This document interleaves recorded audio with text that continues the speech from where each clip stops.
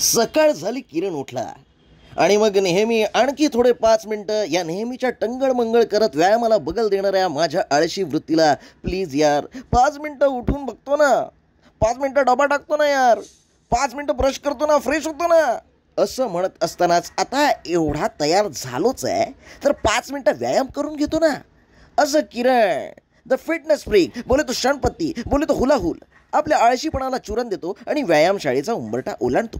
तसा किरण व्यायाम का करतो? चांगला प्रश्न आहे, चांगला प्रश्न आहे. पण ह्या प्रश्नाला वेटेज द्यायचं असेल तर खूप सिंपल उत्तर आहे, नो कमेंट्स.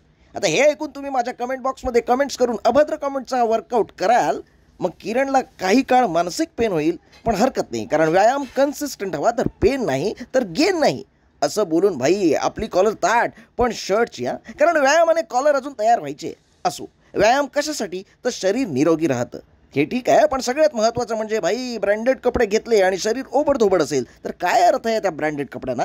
पण शरीर तगडे आणि शेपमध्ये असेल तर टुकार कपडे पण ब्रँडेड दिसतात. म्हणून सांगतो, बॉडी बनवा आणि आमच्या नाक्यावरच्या रांबा सांबा दुकानातून स्वस्तात म्हणजेच 1000ला 3 ऑफरमध्ये कपडे घ्या. हे एवढं सगळं केवळ ब्रँडेड प्रमोशनसाठी, म्हणजे ब्रँडच्या प्रमोशनसाठी. हो सॉरी, बरं असो, जातो मी, बाय.